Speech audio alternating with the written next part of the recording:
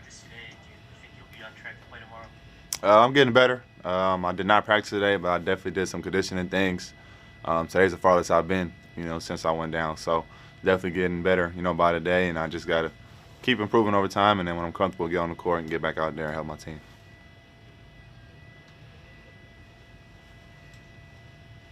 Lopez, go ahead. Hey, Lonzo. It's the first time we've talked to you since the trade deadline. What was that day like for you, knowing that everything could be a possibility, and just kind of what were your conversations, I guess, with the front office that day? Yeah, I mean, I'm happy to be here. You know what I'm saying? It was a long day, an interesting day, but overall, I ended up, not getting moved and, staying here where I wanted to be. So it all worked out, how it was supposed to. So, I mean, you just said, you stayed where you wanted to be. I mean, why is this a situation that you want to be a part of? I'm just comfortable here. I also love playing, with Z and B. We got a lot of young guys, and I think, we can be good, in the time coming. What's up, Zo? I'm sorry I missed the first half of your first answer, but was there a point leading up to the trade deadline where you felt like you might get moved, or you were kind of up in the air about what was next? Yeah, I mean, it was definitely in my mind. I was prepared for anything. I know, a lot of people were calling, but like I said, ultimately, what happened was supposed to happen, and I'm where I'm supposed to be at. What's just kind of, the mindset knowing that, like, you're going to be at kind of a crossroads again, in a few months here? I mean, what's just the mindset for, like, these last 25 games? I just try to stay in the now. I'm trying to get back on the court as fast as possible and make the playoffs. That's all I'm worried about right now. I'll think about the summer when the summer comes, but for right now, it's just about getting back on the court and playing. And just what's the progress with that? How's the hip feeling, and what's it been like kind of dealing with that? I mean, it's a minor setback. Obviously, I want to be out there, but hip flex, I don't want to play with that. So, I'm waiting until I'm comfortable to get on the court and moving fluently. And after that, I'm ready to go, and I'll get out there and do what I'm supposed to do. All right, thank you, Zoe. Appreciate it. Thanks,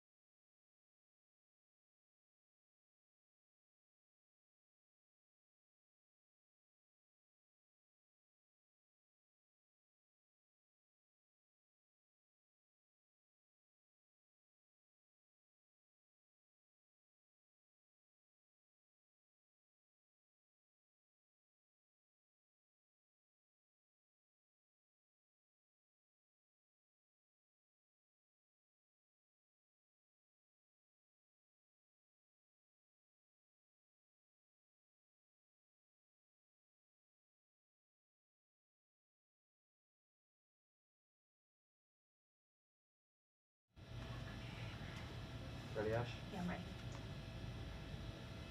All right, everybody, we can go ahead and get started with Coach. Christian, you want to go ahead?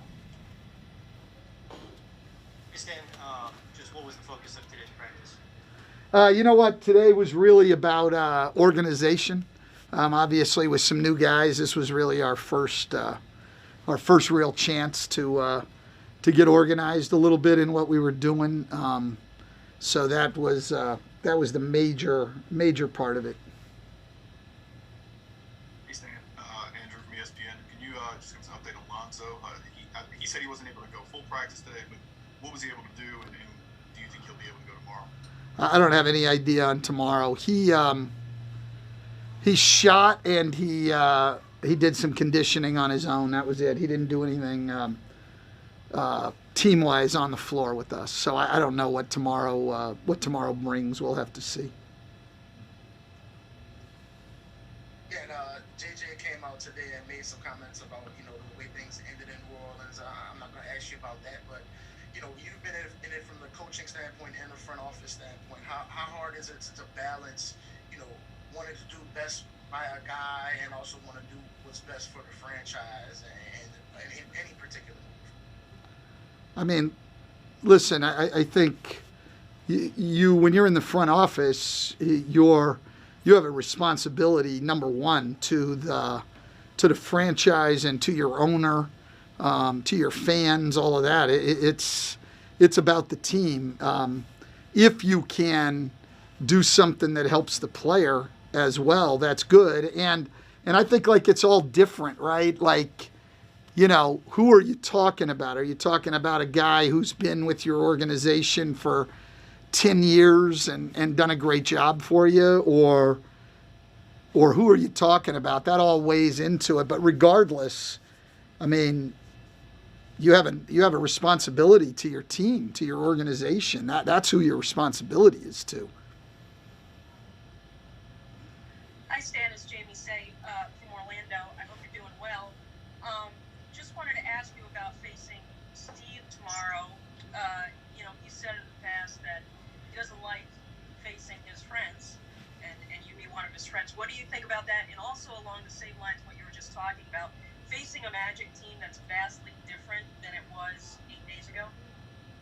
Yeah, I mean, listen, I don't think any of us particularly relishes having to compete against friends because, you're conditioned to root for those guys. And when you go head to head, obviously, you're not rooting for them. So that's not the best, but it's a fact of life. I mean, I had to coach against my brother, so, it's not going to get worse than that. But, coaching against Steve, coaching against Eric, things like that it's not easy. It's not something you really look forward to, but it's just a fact of life in the NBA. And yeah, they're a vastly different team.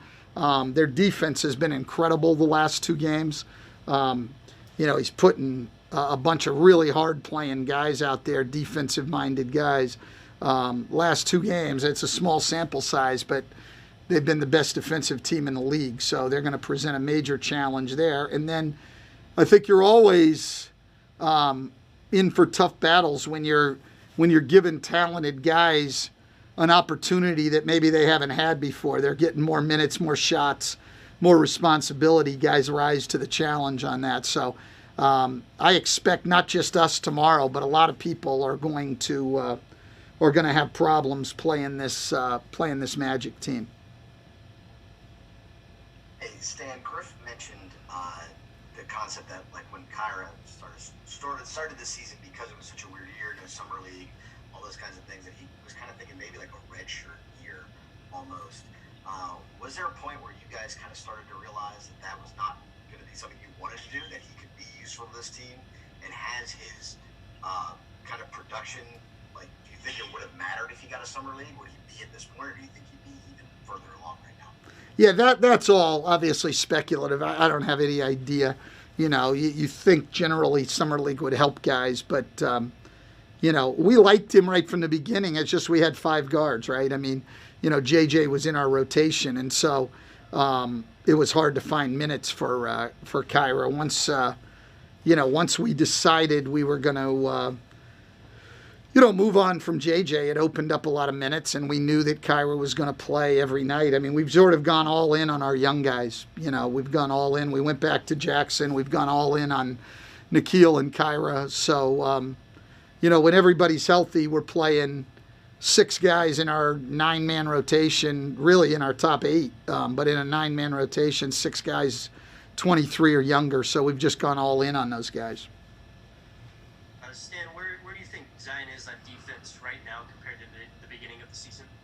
Oh, he's significantly improved. Still not where he would like to be or we would like him to be, but significantly improved. His alertness, his awareness has picked up. I thought he had a really good first half of the game the other night defensively. I thought he had a couple breakdowns late in the game, but early in the game I thought he was really, really good. I think he's in general been a lot better, and that's important to us. I mean, the guys who are going to take the major minutes, he and Brandon. I just think I've said it before, if you look at the best teams in this league, your top players have to be two-way guys. So, they're both working at making improvements and getting there. Hey, Chris, this is Fletcher from NBC New Orleans. I wanted to circle back maybe to the JJ topic again.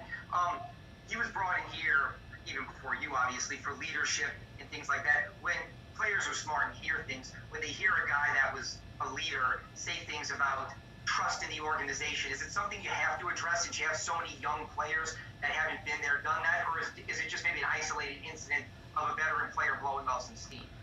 Yeah, I don't know how each guy will view it, but clearly that was just a personal issue with JJ, and I'm not really going to get into it because I don't know how much he has said, but he had some things that he wanted to happen. But again, I think Griff cared very much about what JJ wanted, but he has a responsibility to Gail Benson and to the organization that supersedes all of that.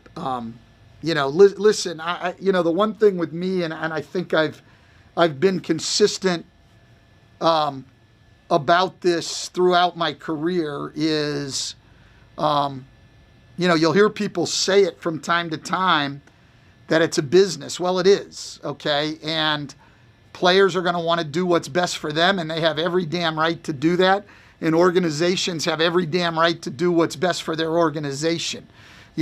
I have problems when it gets skewed that it's a business from my end, but you should, not be a business on your end. That's not right. It's a business on both ends of it, and everybody should do what's best for them. And so that part of it, the business part of basketball, when you're talking about trades and free agent signings and contracts and all of that, everybody should do what's best for their interests. And unfortunately, sometimes what the player wants and what the team wants diverge. And that's unfortunate, but that's just part of the way it is. And so, look, I absolutely love JJ. I've enjoyed coaching him. He's one of the guys I most respect in this league. He did provide leadership here when he was here, and then at the end, I think it's unfortunate that he leaves not feeling good about it, but that happens a lot in this league, unfortunately. Yeah, you were able to get Wes do some run there in the second quarter against Boston. It wasn't much, but I guess what did you kind of see during his first opportunity to play with the team? Yeah, look, Wes is a guy who's always going to play hard. He's a really, really good defender. He's a great cutter. He's a team guy. He's competitive. He wants to win, and you can count on him to go out there and play hard every night. So, the issue for him will be a little bit like it was earlier for Kyra. When everybody's healthy, we've got a lot of guards. 4 guys that were sort of committed to playing every night, and so I don't know exactly when his opportunities will come, but we will count on him to be ready when they do. All right, thank you, Coach. Appreciate your time. All right.